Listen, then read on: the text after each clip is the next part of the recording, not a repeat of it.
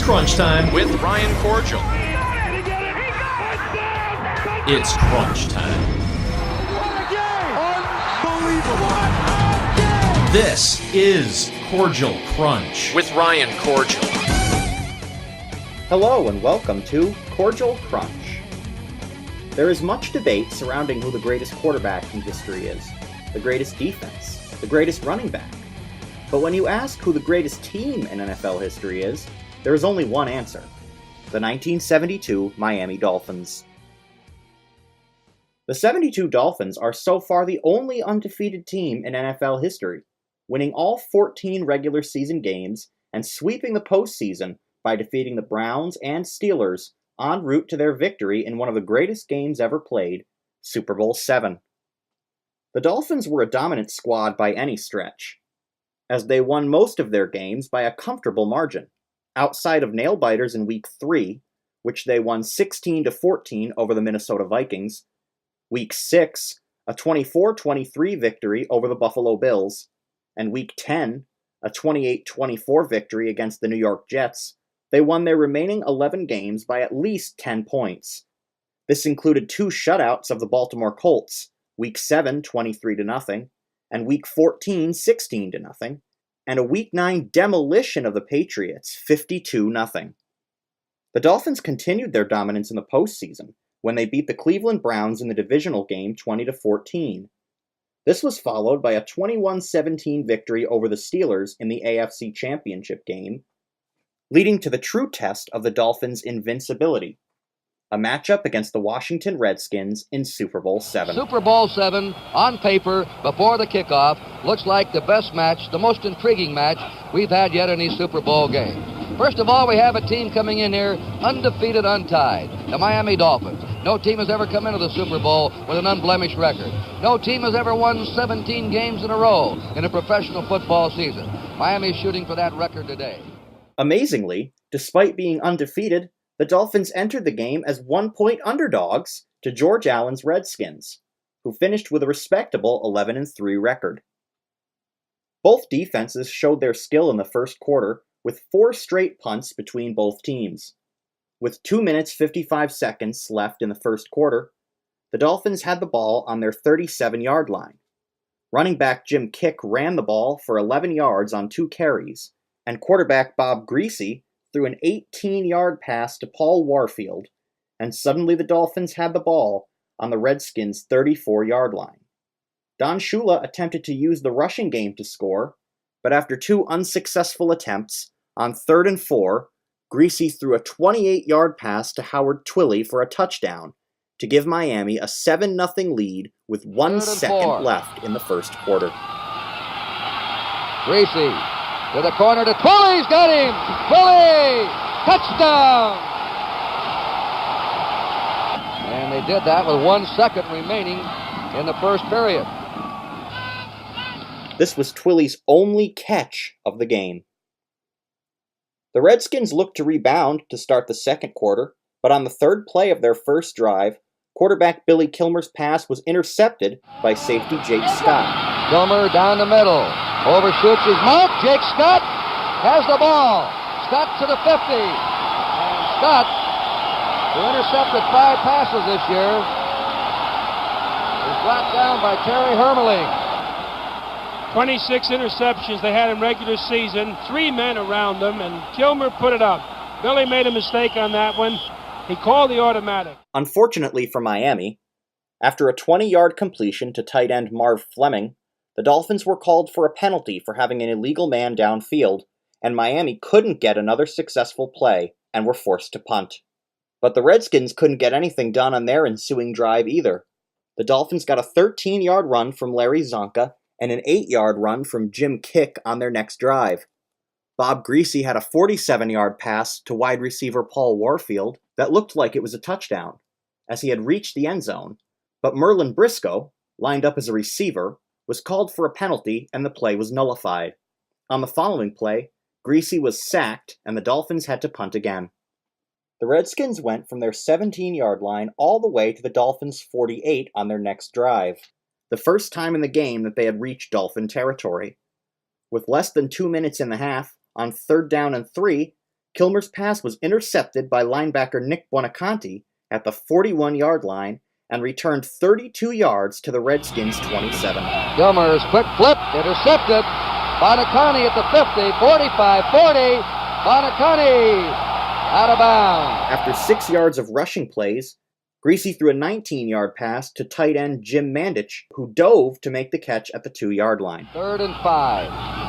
Runnages in the pass rusher. Greasy throwing to Mandich. He's got it. A diving grab by the former Michigan All-American end, Jim Mandich. With 18 seconds left in the half, Kick scored on a 1-yard run to increase the Dolphins' lead to 14-0. And that's Kick. He scored. Sanka was blocking. By the end of the first half, the Dolphins' defense was so dominant that they had allowed only 49 rushing yards and 23 passing yards with just 4 first downs. The Redskins took the second half kickoff all the way to midfield and broke into Dolphin territory on a 7-play drive. At the Dolphins' 17-yard line, Kilmer threw to wide receiver Charlie Taylor, who was open, but the ball tipped off his fingers after he stumbled and failed to make the catch. His second pass was incomplete, and he was sacked on 3rd down for an 8-yard loss. Washington sent Kurt Knight out to try a 32-yard field goal, but he missed wide right, and they once again failed to score. Play action. And it is incomplete. Nearly had him there. Charlie Taylor at the goal line being covered by Jake Scott and Lloyd Mumford. And the kick is up. The kick is no good. He missed it. Later on in the quarter, the Dolphins embarked on a 78-yard drive that featured a 49-yard run from Larry Zonka, then the second longest run in Super Bowl history, to bring Miami to the Redskins' 5-yard line. But Greasy's pass was intercepted in the end zone to end the scoring threat. The fourth quarter began with the Redskins' biggest threat of the game. Back at their own 11-yard line, the Redskins went 79 yards to the Dolphins' 10. On 2nd and 10, Kilmer threw to wide-open tight end Jerry Smith, but the ball hit the goal post and fell incomplete. Kilmer into the end zone, and it hit the goal post. On 3rd down, Jake Scott intercepted Kilmer's pass intended for Charlie Taylor and returned it 55 yards to the Redskins' 48-yard again. line. And this one intercepted. Coming out with the ball is Scott. That's his second interception. He's at the 30, the 40. And they just nail him, or he would have gone about 105 yards for a touchdown. Charlie Haraway saved of around a 105-yard touchdown interception return. On the ensuing drive, the Dolphins moved the ball to the 34-yard line. On 4th down and 4, rather than go for the first down, Don Shula called for a 42-yard field goal, which was too low and was blocked. Kicker Garo Yepremian picked the ball up instead of falling on it and tried to throw it to Larry Zonka, but the ball slipped out of his hands, and when he tried to bat it out of bounds, he sent it flying into the arms of Redskins cornerback Mike Bass, who returned it 49 yards for a touchdown, and finally put Washington on the board, making it 14-7 Dolphins. Here's Yepremian on for a 42-yard field goal attempt. Earl Morrill holding. And this kick is blocked. Yepremian has it. Throws a pass up with the ball. It's Mike Bass. He's running away for a touchdown. Mike Bass scores. What a kooky play that was. Garo Yepremian lost his head and tried to throw a pass. It went in the hands of Mike Bass. He scores.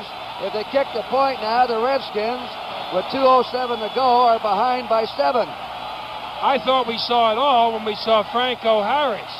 This might be it all, though. Shula would later say that he had decided to go for the field goal because he wanted to try to end the game with a 17-0 score in honor of the Dolphins' quest for a 17-0 season. Washington surprised many by not trying for an onside kick afterwards, and on the Dolphins' 5-play drive, they were forced to use all of their timeouts, though they did force Miami to punt in the end and nearly blocked it. With a minute 14 left in the game, the Dolphins' defense stepped up, forcing 2 incompletions and a 4-yard loss before sacking Kilmer to end the game.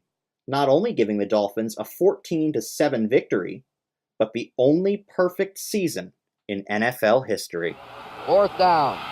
And that's the ball game. Then Herder and Stanfield wrap him up. Stanfield 84. They hug each other, smack each other, the two ends, young ends. And Garo Yepremian, Kurt, has got to be the happiest man in the stadium. They even get in the playoffs. And now he watches the clock tick away as Shula has won his Super Bowl. The Miami Dolphins have defeated the Washington Redskins. Now the clock, there's the gun. And Miami has won Super Bowl VII. The final score, Miami 14 and Washington 7. Despite the victory, the Redskins had just 25 fewer yards in the game and had 4 more first downs than the Dolphins. Safety Jake Scott was named Super Bowl MVP after having 2 interceptions for 63 yards, including his 55-yard pick in the fourth quarter. Dolphins linebacker Nick Buoniconti, fullback Larry Zonka, quarterback Bob Greasy, center Jim Langer, guard Larry Little, wide receiver Paul Warfield, and head coach Don Shula were all inducted into the Pro Football Hall of Fame, as were Redskins coach George Allen, linebacker Chris Hanberger, wide receiver Charlie Taylor, and backup quarterback Sonny Jurgensen, who missed the game and most of the 72 season due to recurring injuries. That'll wrap up this episode of Kordziel Krunch. Join me next week when I take a look at another iconic moment in sports history. For Kordziel Krunch, I'm Ryan Kordziel. Thanks for listening. Kordziel Krunch. With Ryan Kordziel. Ryan Kordziel. Crunch time.